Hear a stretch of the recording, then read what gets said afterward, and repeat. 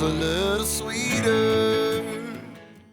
Well, I'm here with Bob Harrison. He's a local friend of mine, been around for a long time, loves hunting. I mean, I think he's about like me. He'd hunt a mosquito if they had a season. But I know when it comes down to it, one of his favorite things, and he'll talk about it all day long, is the old tradition of rabbit hunting. And tell me a little bit about that old tradition style of rabbit hunting. Well, that old tradition of rabbit hunting, is try to go down to South Georgia and find you some old farmland, some old hedgerows and heads we call them, and maybe old farmer will let you hunt and turn the dogs out and run some rabbits and try to kill 2 or 3 of them.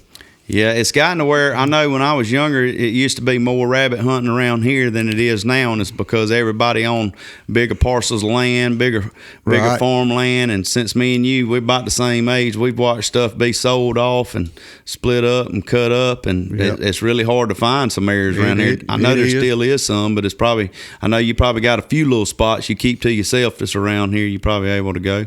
Yeah, we got a few places in Baldwin County, a few places in Jones County, but it seems to be the better places is down around Dublin, Hawkinsville, Cochran, Rochelle, Vane. You get to South Georgia, getting that farmland, it just seems to be the rabbit hunting's a little bit better. Right, you got more rabbits and all down there too. Better farmland and a little bit more predator control. A lot of boys down that way like killing predators, coyotes and bobcats and all more, and they do it this way too. Well, I was fixing to ask that. One of the reasons probably why is because of all the big fields and everything they have down there. It's a little bit easier trying to kill a coyote in a pine thicket. That's right. What I mean? That's you right. You can call him out there and get him and kill him and help your rabbits and help other all your other animals too. So, about how old was you when you started rabbit hunting, Bob? I guess probably about 10 years old.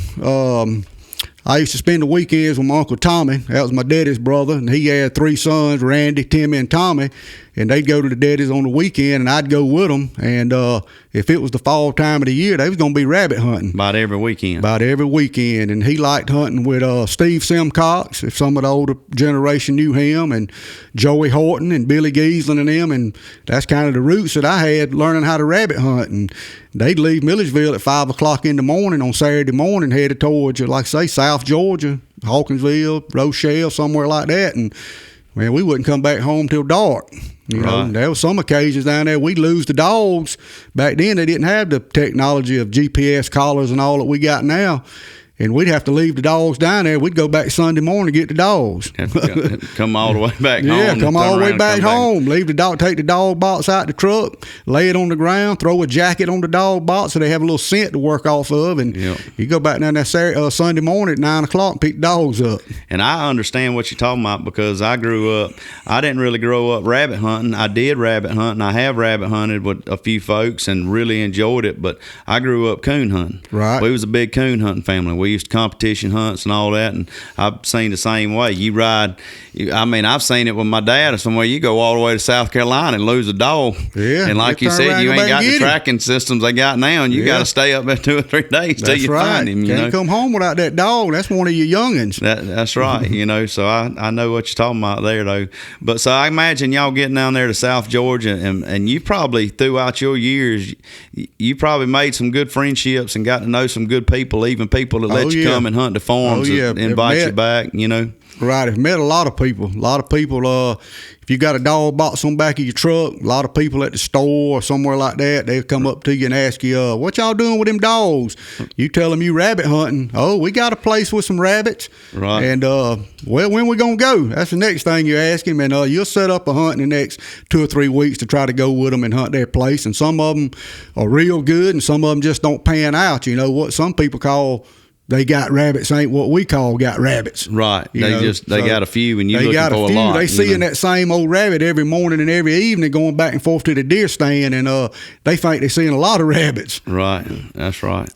But I know as a young boy, you looking back at 10 years old, it's probably hard to tell people, describe to people what it's like that ain't never done it, getting out there listening to them dogs. Tell a little bit about so people really understand when you pull up in the morning, like you're going to get there after, right after daylight. It ain't like coon hunting. You do that at night, and rabbit hunting, you're going to turn the dogs loose at day. You want to give it a little bit of daylight, right? Give it a little bit of daylight. try to, if it's been a real frosty morning, we like the frost to start thawing out a little bit too, because the dog can't smell that rabbit scent on frost real well. Right. But get there and decide where you want to turn the dogs out at. Sometimes we might even get out of the truck and walk around in the woods a little bit and see what kind of rabbits, sign we see before we actually turn out in that spot. But if we like that spot and that's where we decide to turn out at, we're going to put the collars on the dogs. Like I say, we run GPS collars, keep up with the dogs where they at. Don't have to worry about losing one. I can tone them. It's got a button on it you can make it tone. The dogs have learned that tone means come to me. Right. I can have the dogs to me in just a few minutes. And let the dogs out and just give them a few minutes. Let them kind of just do their own thing. Don't try to push them too hard. Carry on a conversation with another hunter a little bit and just, let the dogs be the dogs and they'll find a rabbit and you'll hear your jump dog. You got old cold nose, and if that dog barks, the other dogs will rush over there to that dog and start seeing what that dog's barking about. And then generally, your next dog's going to bark. And once you get that certain one, you say, if that dog right there barks, you telling the person you're talking to, if that dog barks right there, we finna have a rabbit race. Right. So, it's a little bit hotter nose. And that first turnout, you probably, I imagine, like you're saying, you talking to a fellow hunter and all, you got to give them dogs a little bit of minute to wind up. They done been in that box. They done been riding. They going to want to get out and they going to do their business. They got a little business they got to take care of. And then you let them, finally, they going to kind of get it together and start getting out there and looking for a rabbit. That's right. That's right. I know I hunted with a guy that he had a dog that he really liked, and he had, his pack that each one of the dogs has kind of a different trait about him. And you were saying that, like, and I'm going to let you explain that a little bit more too, a cold-nosed dog or not other. But he had a jump dog that he called, and I think you said it was a cold-nosed, but he looked at it different. This dog would hunt by sight and just more of his nose, but it looked like a bouncing, like a boykin out there instead of looking for the rabbit. But when it hit one, it sounded like you hit him with a hot stick. You know what I mean? Oh yeah. And then the whole pack be there. But, that's right. But I remember him, just that certain dog, and I had an uncle that had a dog, a pack of dogs, and I'm gonna let you get more into it, but. He, the last pack, me and my wife rode up there and seen him. They'd come out. He'd turn them out at night and let them run, then come back in the morning or whatever when it was summertime, just around his house. Then he'd get out there and he had them named Butterbean, Collard Green, Black Eyed Pea. You know what I mean? A pack of beagles, people don't understand. Yeah. You gonna name like Garrett Brett? He had two of them called Grits and Gravy. That's right. I know Garrett real well, and I'm probably gonna want to talk with Garrett a little bit about rabbit hunting, but I know he loves it just like you do. He does. But you talked about that collar, and the more you talk about stuff, the more questions I have, especially so people know. And that collar, you got that little tone where you can bring them dogs back. But tell us a little bit back in the day, and this is one reason I really love going rabbit hunting, is because of the it's just the old Southern roots and the way about it, and you had to call them dogs back. You did. You get out there and give me a little bit of an example, because some people look at us old rednecks, but I know you have a little example of what you do to call them back. Well, it's just kind of how I was taught. If the dogs, you ready to go home or you ready to get them back, or even if you jump a rabbit. Some of the fellow hunters might jump a rabbit, and what they do, they start calling, hey go, hey go, hey go, hey go, hey go, hey go, hey go, and them dogs learn that. And when they learn that, they know that you over there hollering. They come running. They know somebody done seen a rabbit. I got some dogs that actually come to a gunshot. Right. I mean, if they know that gunshot's affiliated with shooting at a rabbit. Yeah, y'all done killed that rabbit. They want to come up there and smell him and get him. Well, either that or missed him. Most of the time he's missed. And if I'm with you, he's probably missed. Yeah, he's most of the time he's missed, and that's why they call him Harry Go. If they had to hit him, they wouldn't even call the dog. They just go over there and pick him up and put him in the sack. That's right.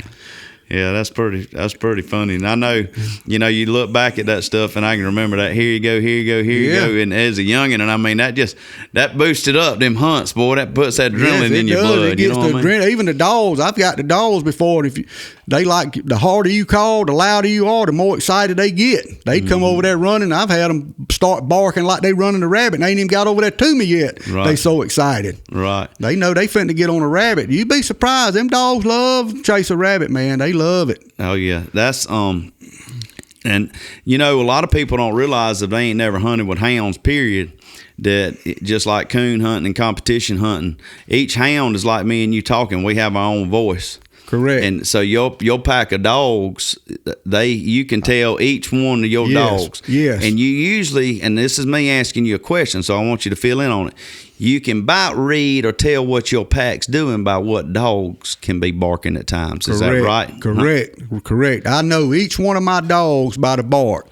I can't even see them dogs, and every time one barks, I can tell you who it was. Right. I mean, I spend that much time with them, and I can tell by how hard they bark to how close on the rabbit they are. Right. And if they just a little old light bark, a little old subtle bark, the rabbit's still a little ways from them. If they start getting a little louder and a little quicker with the bark, a little chop, maybe like a coon dog. Right. I know I'd tell somebody that's with me, I said, they finna get that rabbit going. Right. I know that right now they just smelling his old track up to him. Then them rabbits, sometimes I've had rabbits let the dog stick the nose to them before they move. And you know, that dog, when that dog jumps that rabbit and he can see that rabbit, that's a way different bark than smelling him. Is it like I kind of explained about that dog my buddy had? It's almost like you hit that dog with a hot stick. And I had a coon dog one time, and I like telling these stories too. But I had a coon dog that, especially if you turn him loose by himself, he would go down through there and he'd hit a track and he wouldn't hardly bark on it till he about would see that coon. About see him. And when he did, it was almost like you hit him with a hot stick. Yeah. And I could tell you that within a few minutes he was gonna have that coon up a tree. And be treed. He'd locate and tree just by his bark. That's correct. Now, if he went down there and went to just old slow balling, he done got on the track. He's trying to put it together. Yep. And usually the only way he done that is if he was hunting with other dogs. And it's funny how dogs have characteristics like that. They're almost personalities like a human. If I hunted him by himself, he hunted different. He wouldn't hunt far. Right. He would go out and circle a little bit, try to find a coon. Way. You put him with another pack of dogs, that dog is just like the competition zone. Oh yeah, you know what I mean. Some of the dogs, beagles especially, males seem to be a little bit worse about it. They want to be the lead dog. They want to be out front.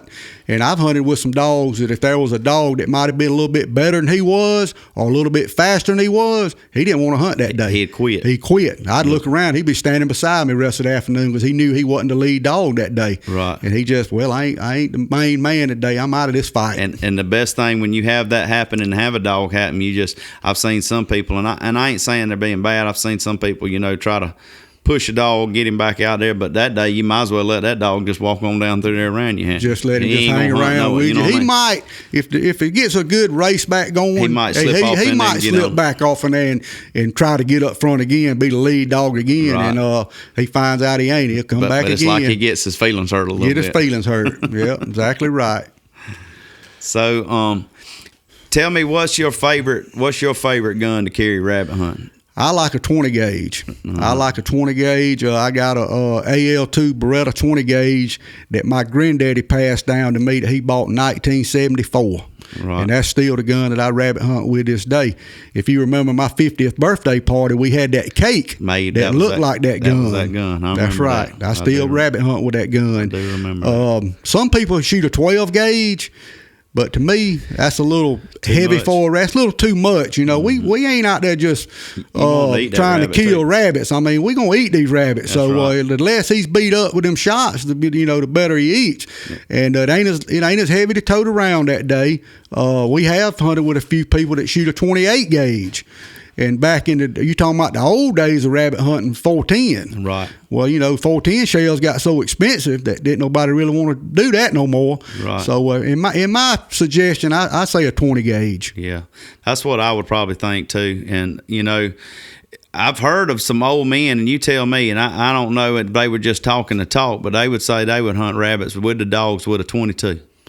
I've heard of that, but we ain't gonna do that with me. I wouldn't, because I wouldn't want the 22 shooting down there towards my dog. Well, I wouldn't want that. Hey, shooting towards me too. That's right. That's right. So, I don't.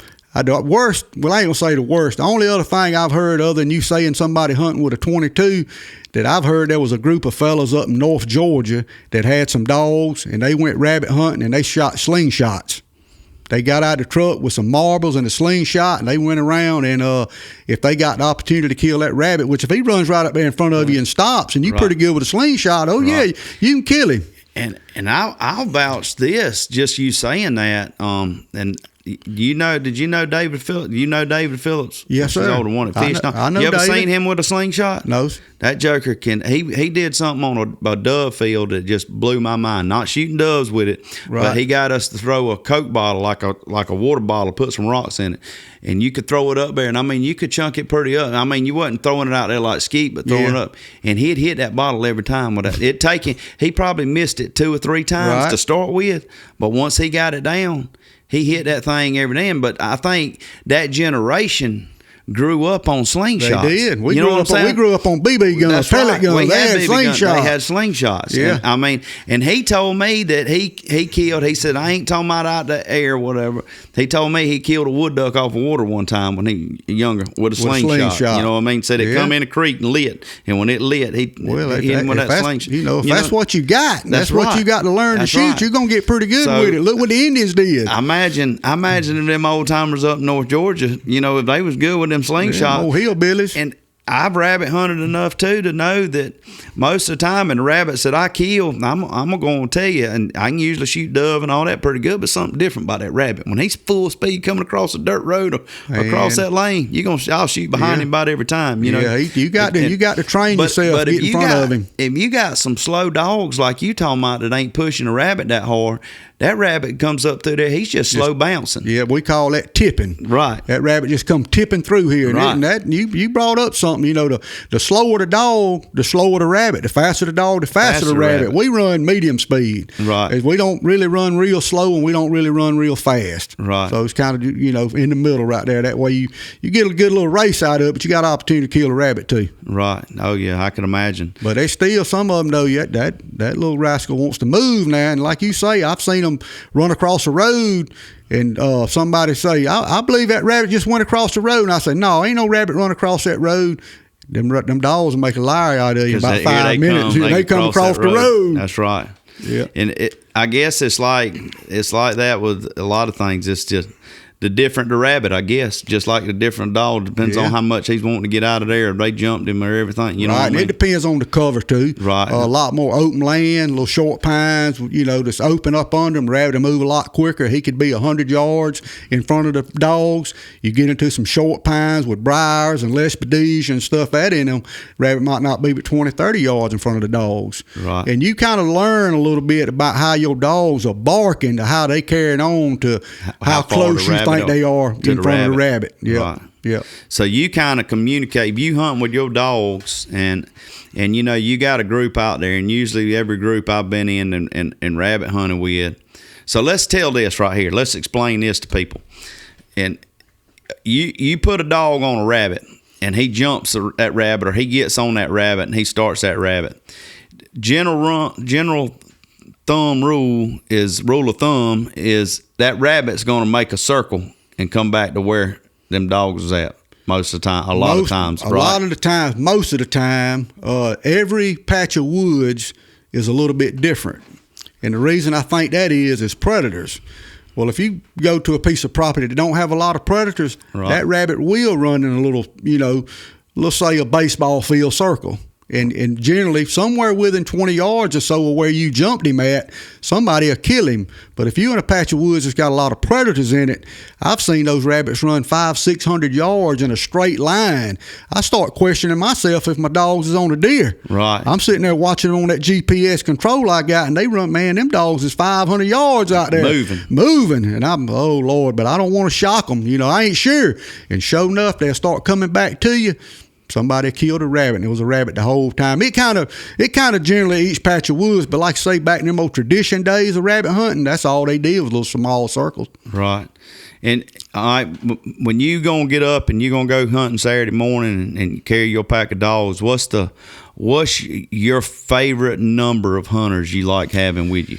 If you just had to put it together. If I had to, let's say, you got 20 people wanting to go, but I can't take 20 people. I'd say 5 to 6. 5 to 6 5 people. to 6 people. Because if you go to a place that's, thick underbrush where it's real hard to see the rabbit and don't but 2 or 3 of you go, those dogs will run a rabbit for an hour and ain't even nobody never seen him. Right. So you get 2 or 3 races in, took 2 or 3 hours, 2 or 3 races, you done wore the dogs out. And ain't even hardly killed a rabbit. Ain't even hardly killed a rabbit. So I would say 5 to 6, but I have been on hunts with 10, 12 people. You know, with just one pack of dogs. Just one pack of dogs. Yep. And so if you got 10 or 12 people, I guess it's kind of a plan you got to put together on like you said, the habitat and where you're going, to how you going to station everybody, or how you get everybody to hunt. How do you go about that? Looking at it. Let's say my general of 4 to 5 people that hunt with me every week is there, right? Is there, right? And then we might have 2 or 3, 4 extra people that the landowner has invited to come with him, right? You know, landowner he can bring the whole church if he wants to, right? That's his place. That's his place. He's telling you to come on down there. He's telling me to run your dogs. I want to run the dogs, and I usually try to explain to them when they invite me that I got 3 or 4 guys that hunt with me every week that's coming with me. Right. I've actually before been kind of told I couldn't bring but 2, and I was going to have to leave 2 at home. Well, I told him, hey, I can't go then. If I can't take my posse that hunts with me every week to a rabbit hunt, I'm just going to have to put you off till, I can come by myself. It's like, going to the candy store and leaving the kid at the house. You ain't going to do it. And this is, when you say your posse, but this is folks that you grew up with, your cousins, just family, friends that you've done for years. Been for years. Matter of fact, me and my cousin Bobby, you know him, used to be a guy that run a local fence company here in town, Garrett Industry Fence Company, Rick Watson. Yeah, Rick. Rick hunts with me, and then a couple of my cousins, Randy does, and we go out there. That's my group of guys that we hunt with every week. Right. And then, you got a couple of extra people that if they hear you going to that good spot, they want to go. Yeah. And but you was asking about what the setup is. Well, me and my crew that we hunt with, we're going to get in the briars. We're going to get in there in the bushes, try to make a rabbit move, kick some, briar heads and pine tops and stuff like that. Well, somebody that don't go every week or don't know much about it, they want to stay in the road. They don't want to get in They don't want to get in them briars because, I mean, you come home, you picking briars out of you bleeding, and I've seen my pa-in-law, he'll come home sometimes. I swear he done been in a fight down in the woods somewhere. He's bleeding everywhere. Right. And, but, the guys, like I say, that don't do it every week, they going to watch the roads, and we're going to be in the bushes, and if we jump one, we generally like to put the dog on him, let the dog run it, and we might holler, hey, go, he coming towards the road. Right. And like I say, they run across that road so fast, they don't even, you get out there and you say, y'all didn't see the rabbit? No, we didn't say, ain't no rabbit come across here. I said, that dog will tell you in just about 5 minutes, and the dog will run across that road, and they say, man, I ain't seen no rabbit. Y'all beating them briars, it just made me think, and I knew folks that really rabbit hunted hard and all, and I was going to ask you, have you done this? Nowadays you can buy all the briar breeches and all the good stuff, and I know you can go to that Dan's Hunting Magazine, Dog Magazine, and even has the coon hound stuff and all in it. You can buy just different clothing these days that's made for briars, but yeah. How many times did you remember or see, or did you do the duct tape deal where you started duct tape around your boots and went all up your pants and everywhere else? Huh? In the mid to late 80s, we owned stock in duct tape. That's all we did was put duct tape, get out the car and truck and just put layers and layers of duct tape across the front of our breeches, and that would protect you from the briars. And I've seen Randy, matter of fact, have so much duct tape on his breeches that he take them off and they stand up by themselves. So he looked like the Tin Man. Looked like the Tin Man, yeah. And then far as back, we didn't ever do this, but my wife's granddaddy, Pawpaw, he told me they used to paint the front of their breeches. That they take paint and put layer and layer of paint on the front of their breeches, and that's what protect them from the briars. So they would take their breeches pretty much and just lay them out and paint them. That way it'd get thick with that paint in there. Dry. Lead paint on, get thick and dry, and paint them again. Paint them again until they got them a good coating of paint on front of it, and that's what they walk through the briars with. I ain't never heard of that. Yeah, painting. But we bought a lot of duct tape. A lot of it. I could imagine. I'm glad that come up because I just thought about it before. Yeah, I'm glad you asked me that because I really, like you say, the stuff we got that we use now these days, we don't do that no more. But I'm glad you brought that up so we could talk about it. We used to do a lot of it. I mean, it's amazing how much stuff's changed. That's just like coon hunting. I look, and I've been coon hunting a few times in the last few years with friends that has dogs like Tony Bergerman. I went with him a few years back, and would enjoy going again. And everybody asks how come I still don't have a coon dog, because it is a dying tradition. But I got a wife and 2 girls, and I always want to stay married. You know what I mean? Because it keeps you out most of the night. They'll say you get a good coon dog, you got to hunt him 3-4 times a week. Right. You know what I mean? That's right.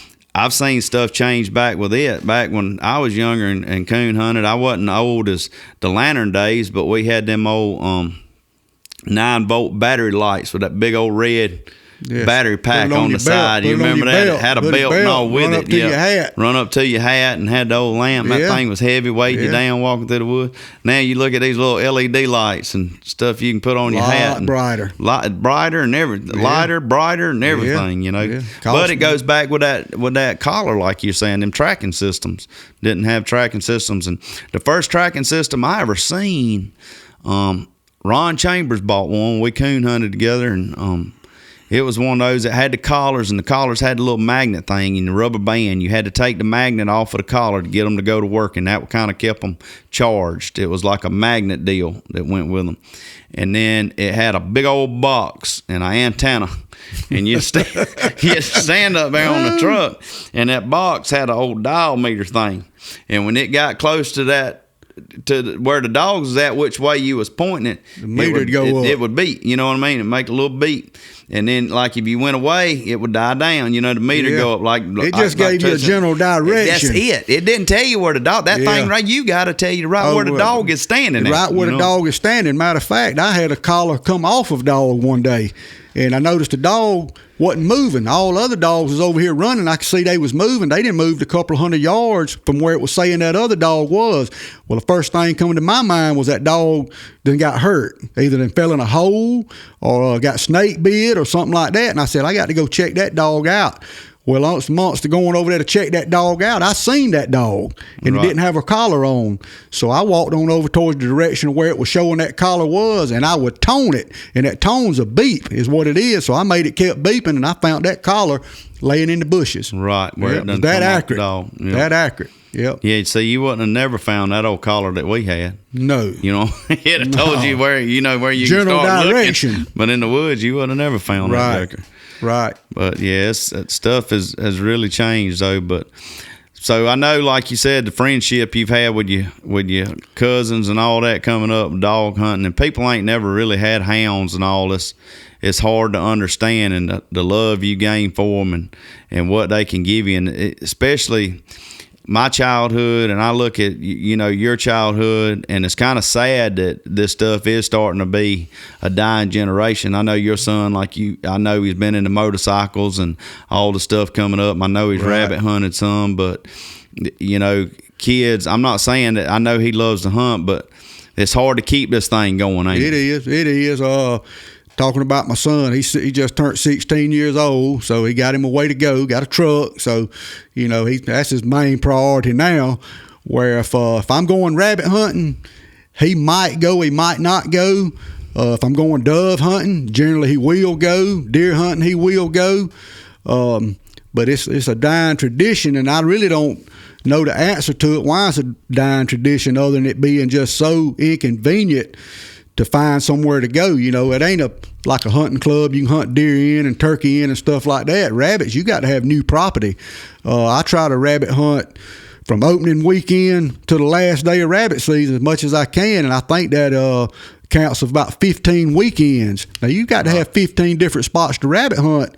That's hard. Right. That's real hard. So I think it just being, finding somewhere to go, and dogs cost a little money. You got to have a dog. You ain't got to have a dog to do it. We walked around and jumped up a lot of them and shot them without dogs, but it's just a lot to it. Well, how many's in your pack that you have now? I got dogs? 6. You got 6. I got 6. I have had up to 14, but that 14 was counting about 6-7 puppies. Right. And I mean, you look at feeding, keeping the feed, it cost, keeping the bed. I was figuring it up the other day just to feed my dogs.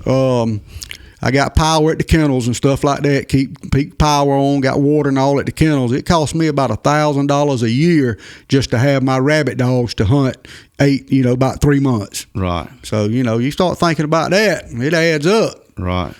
And I mean, most places, I know that's one reason you probably have to go to South Georgia. I know you was talking about Garrett Brett and all. I mean, Garrett's loaded up, I know, and has gone to Missouri and places like that just to go out to have places to rabbit hunt because we're such a big deer hunting state and the way the parcels of land is. And it's kind of sad because you deer hunters, a lot of you deer hunters, I'm not one of them, but you take a place like some of these big tracks that's down on the river swamp and all that stuff, and I've seen this with them before.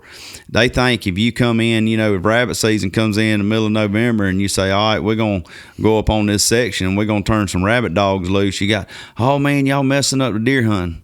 Man, you can help your deer hunting. Go get in the deer stand. That's it. I'm fitting to make a buck move by you that you ain't seen all year. We're fitting to change up his routine today.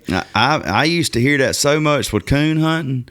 I have sat there, and some people can say you're full of it or whatever, but I've had my dogs treeing and walked in the woods to my dogs, and within 100 yards, 75 yards of that tree, walk by 2 or 3 deer bedding down that never get up. Never move. That dog ain't running that deer. And that deer knows that dog ain't running that deer. You know what I mean? Yep. And like you said, if you take a pack of beagles, turn out, they're loud, don't get me wrong, and get to going. They might push deer out a little ways. Push them out. But them deer know that they ain't going. But the thing is I could go back there, they could push that deer out. And if I knew a buck was in that area, I might go back in there and hunt that evening. You done loaded your dogs up and go. I could catch that buck coming back in there to his home ground. You know what I mean? Correct. You could. Correct. I hear that. And you're a big deer hunter, so you know too. Oh, yeah. I know. If I heard one thing more than anything when it comes to asking permission to hunt somewhere for rabbits that I thought it was a good place, y'all wait till deer season goes out. Right. Deer season don't go out in the middle of January. Rabbit season goes out the end of February. So I'm give you but 6 weeks. Short window. And you already got places lined up too. It's hard to want to try to hunt them all. You know what I mean? Right. Yeah, and you don't want to overhunt your same places either with your rabbit dogs. Well, we don't. We've had an off year. Last year was one of our slower years. The year before that, maybe not as bad. It's because we're having to hunt behind ourselves. New territory just ain't out there as much as deer hunting. Right. Deer hunting, you can join a club, deer hunt all you want. And like we say, people don't want you in there with them beagles. The deer season goes out, and so it makes it a short window on that. Right. You told me y'all do some things down in Dublin and all. Y'all got a church and carry some kids hunting and get with that church and do some rabbit huntings, and which I'm really thankful of that. And you come to the youth turkey hunt thing I put on this year, and it means so much. And me and you are hitting that age to where we're seeing these generations of kids really not getting out there. Some, a lot of them don't have the parents that's doing the things that we love to do, that me and you love to do, and so I know it's got to be enjoyable. Tell me a little bit about that, about the group you kind of get with down there in Dublin. Right. And what y'all do. My cousin Bobby, him and his wife Karen, they got a church down in McIntyre. It's called Harvest International Church, I think is what it's called. And every year, about the second weekend of January, which this place we can hunt for rabbits after January. They let the deer hunters hunt till January. Is they put on a youth hunt down that way, and we've had 25, 30 kids show up and carry them out there and, show them the outdoors. We have the game warden show up that morning. He goes over a little safety class with them, tell don't point the gun here, keep the muzzle in the air, be aware of what you're shooting in front of, watch the dogs, and we feed them real good, and just kind of getting the kids out and outdoors. And then last year I started a little deal in Gray myself, trying to get some kids up with the Methodist church over there and taking some kids over there out hunting, because like you just said, a lot of the parents, they ain't like us, they might do a little bit of hunting, but us, we want to go every chance we get. That's right. And the kid just hadn't never been introduced to it that much, especially rabbit hunting. They might have been deer hunting or duck hunting or something like that. And I just put the word out through a few people that I know, and we had a good little turnout over in Gray last year. Cooked fish fry for them and fed them, and I think we might have harvested 10 or 12 rabbits that day. Right. So that's good time. Good time. Real good time. Yep. Yep. When it comes to about February time, I know one good thing that's fun about rabbit hunting too, and it probably makes you on some of your home turf, you like to go probably hunt some of your home turf just to find some deer sheds. Right. Yeah, we we find some. I'm surprised we don't find any more than we do, because we cover a lot of ground. Right. I know sometimes, talking about them GPS collars, I got a controller in my pocket that lets me know where the dogs are. Well, I can check it that afternoon, and those dogs, they didn't run 7, 8, 10 miles, and it'll keep up with my foot tracks too. And I'll look, and I done walked 5 miles rabbit hunting, and basically over the same 100 acres, 5 miles over 100 acres, so you combing it pretty good. But we find sheds here and there sometimes, and I got a picture I'll send you of a set of antlers that Brian Crump found when we was rabbit hunting one time down in Alamo. Right. And I was probably about 20 yards from him in the woods, and I heard him say, "Good gracious, look at here." And what in the world's he done found over there? I thought he done maybe walked up on a rattlesnake or something. We in Alamo, South Georgia. And he said, he used to call me my granddaddy's name. He'd say, "Roscoe," he said, "come over here and look at this." He didn't say what he had. So I went to walking over there where he was at, and I heard him say, "Good gracious, here's another one." Well, I'm still thinking rattlesnake. He done walked up on a rattlesnake. And I turned the corner right there, and he had 2 sheds in his hand that, like I say, probably, I'll send you a picture of them. I'd probably have to guess about 140-inch 8-pointer. It was a dandy size of horns. And I remember right then, I said, "I give you $20 for them." And he said, "All right." Well, I didn't give him $20 for them, and he kept them. And he kept them for a long time, and he decided to put them on a head and had them mounted. It's hanging in his wife's living room now. Right. And that was a real good set of sheds we found.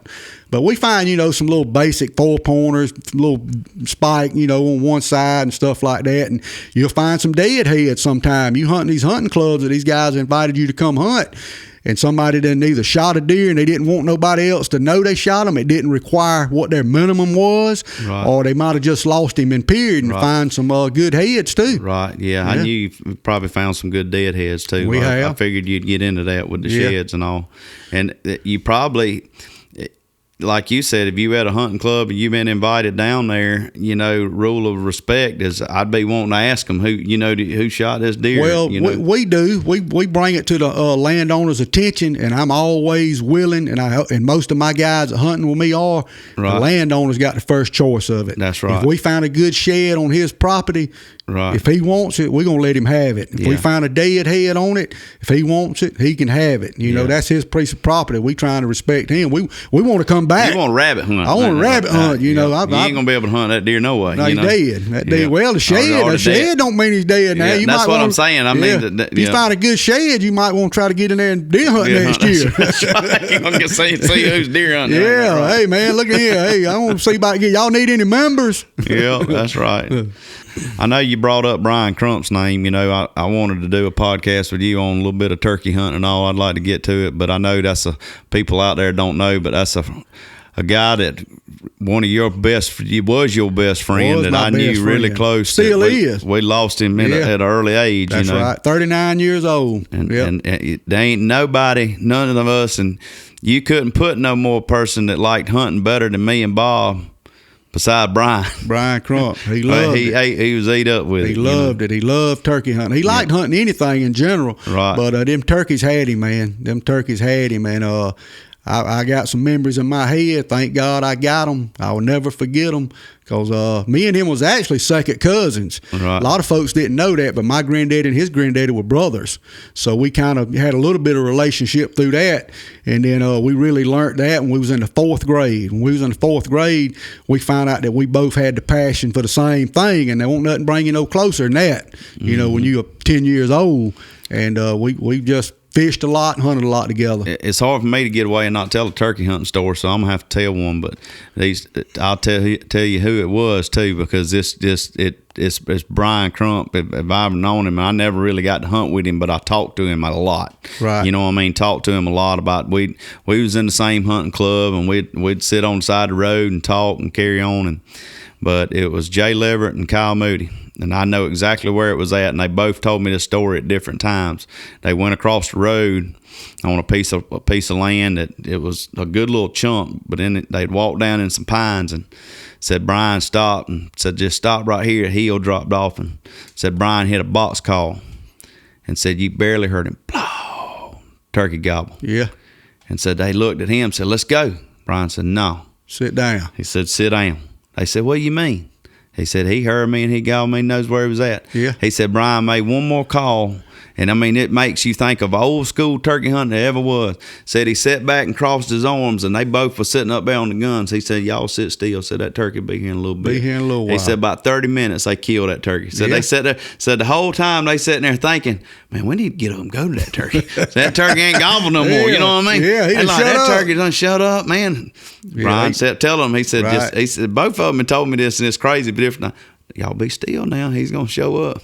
He will. He had a lot of patience. A lot of patience. Lot of patience. And that makes the best turkey hunters out there. It does. You know what I He mean? knew that if that turkey had gobbled to him to where he was at, if he wanted to come, And it was 3 o'clock in the evening, that's 2 where or he was 3 going to o'clock in the come evening. to. That's Yeah. right. Yeah, it didn't matter if it was going to be, 300 or 400 yards or 100 yards. If he gobbled to him, let him know his location. Just sit back and wait on him. He'll be here. Yeah, but I'll always remember that story. When you brought his name up, I was gonna throw it in there. But I know y'all had some good times hunting together, and good times. He probably got on some good rabbit hunts. Oh, with you. yeah. So tell me, if you can just come off your head, probably if you was to look back, and it'd be like me, even coon hunting and doing things as all of us deer hunting. What's probably one of the best or a couple of the best rabbit hunts you can never remember being on? Something just so enough special about it. Right. The rabbits you killed, Right. Well, one of them starts with Brian. We was probably about 18 years old. He was a year younger than me, so he was about 17. And Randy, my cousin, he was probably about 21, 22. Is we decided we wanted to go rabbit hunting one day. We didn't even have no dogs. I mean, my Uncle Tommy had the dogs, and, we hadn't scheduled a hunt with him that Saturday, so we wanted to go rabbit hunting. So us three decided to go, and I can remember this. We was going to get a box of shells, and we had, I think back then, Baines didn't open up to about 9 o'clock in the morning. So we waited up, Baines opened up at 9 o'clock. We got a couple of boxes of shells, and we went to Deep Step. And there's a place down there called Field Mine. It was the Hall Mine location. You have dogs or don't have? We didn't have no dogs. So you ain't got dogs. I ain't got dogs. We just going to try to kick briarheads, run the rabbits out to briarheads, and try to kill a few rabbits. Right. So we went down to Field Mine down in Deep Step and parked the truck and got out. And, things have changed a lot as it was back then. This was just old reclaimed chalk land. Right. We could walk around on it and hunt it and wouldn't ever have no problem out of nobody. We just, right. Out there trying to kill a few rabbits. We had a good hunt, a real good hunt. I remember we killed about 40 rabbits, and we was back at my grandmama's house in Hardwick at 2 o'clock. Right. And they killed 40 rabbits. I mean, that's good with no dogs. That's right. So that was a real good one. And the next real good one I can remember on top of my head, and this has been about 4 years ago, that me and Bobby and Randy and Philip Tundle, Wayne Tundle, Chase Tundle, Garrett Brett, Bobby's stepson Craig, we all went to Dublin to what we was calling at that time our honey hole. So I'm gonna ask you. I know back then it don't matter because that was back in the day. You might have went over the limit. We did, but you know what I mean. And we did. I know back in the day that was everybody and everything. That was everybody. But what is the limit on rabbits these days? 15 a person per day. 15 a person per day. Back then, I think when we killed those rabbits, it was 12. 12. So we was about 4 over on the limit on that, which it gets good to you. You can get going. So. Right. But it's 15 now, 15. and really, 15's too much. It's really too many. It ought to be about 5. Because you take 5 men and they all go rabbit hunting, and everybody kills their limit of 5 apiece. That's 25 rabbits. I mean, that's plenty. Right. It is, but it's 15 now. You talking about 5 people go rabbit hunting, everybody kill a limit. We talking about 75 rabbits. Just about ain't gonna happen. Right. But the hunt I was just fitting to tell you about is we went to that place in Dublin that we have the kids hunt. We had a real good place in Dublin. It's still good, but it ain't good as it was. We got a lot of the cookies out the jar. Mm-hmm. Is Greg Covington, the guy down there, owns it. He's got about 1,000 acres of short pines on the river, about 2 miles from the Lawrence County Courthouse.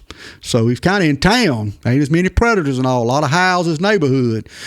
We went down there one morning. I took my dogs. Bobby took his dogs. Bobby's got 5 or 6 dogs he hunts, and Garrett Brett went with us, and Garrett keeps 5 or 6 dogs. And the plan was to hunt mine and Bobby's dogs together that morning, because they hunt together a lot anyway, and hunt Garrett's dogs later that afternoon.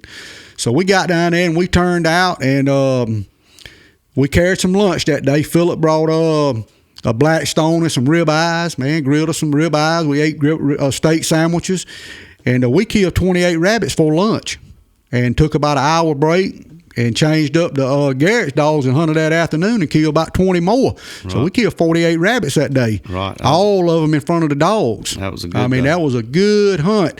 And I ain't sure that might have been one of the last hunts that Wayne been on. Wayne Tundler, he was a big rabbit hunter. He was, back in the day when I was talking about my Uncle Tommy and all them, that's when he used to have some dogs. And lead up to that, that's where I got my pack of dogs from. Right. Is Wayne knew that we run dogs with Bobby, and I didn't really have no dogs. Bobby had his 5, 6, 8, whatever he might have at the time.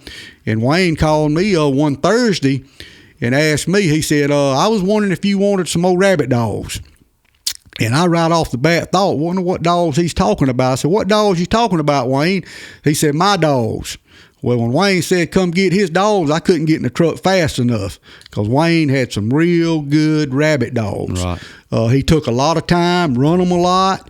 Wayne had like a 4-acre rabbit pen at his house. Right. That he would go out there every morning and take those rabbits out of that dog kennel, the dogs, carry them down to the rabbit kennel and put them in there and let them run for 2 or 3 hours. Before daylight, he'd take them back out, put them back in the kennel, and he'd go to work. Right. So anyway, that's where I got my first pack of rabbit dogs. Is Wayne Tundle called me on a Thursday. You want these dogs? Yes, sir. Be privileged to have those dogs. Right. And when I went and picked them up, I went on that Friday. He said, I want you to come get them tomorrow. And that was about 2 days before rabbit season went out. Right. So I just, got my hands on something I wanted to use in the next couple of days. So I went and got them. And I told him that day, anytime you want these dogs back, Wayne, I'll bring them to you. Right. These are your dogs. I'm just taking them and I'm taking care of them and hunting them for you. Right. And I still look at it like that. Mm-hmm. And we carried them hunting the next couple of days, and I enjoyed it. And a matter of fact, it was 4 male dogs. It had PJ, Shorty, Ringo, and Coco. Coco's the only dog that I still got left out of those 4 dogs that Wayne originally gave me. Well, Wayne Tundle thought of them dogs like his kids. Right. He took care of those dogs. So I thought I got to step in his shoes. I can't just go out there and just mistreat them. So it cost me some money, but I built some real nice kennels. Got them, fans up there in the summertime when it runs. I got running water. I got lights. I got some nice places for them to stay.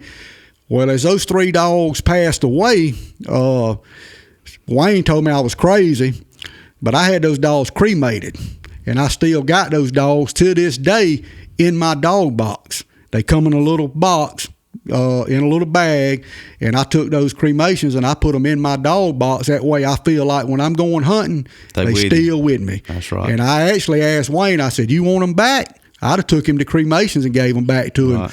And but he said, no. He said, them's your dogs. I gave them to you. So Wayne really, I hope he knows. If he don't, maybe he watches this and he knows, but I really want him to know how much I appreciate him asking me that I want his dogs, because that meant a lot to me. Well, I'm glad you into this, and sometimes I think just it ain't just happened to be. It's just the way it is. But Wayne Tindall, if you didn't know him, that man loved the rabbit hunting. My family, my uncles used to hunt with him a lot. Jack and Jerry and all them used to hunt with him a lot. Philip hunted with a good bit of my family and all. And I had somebody one time that wasn't part of my family. And this is just how I'm going to end this podcast.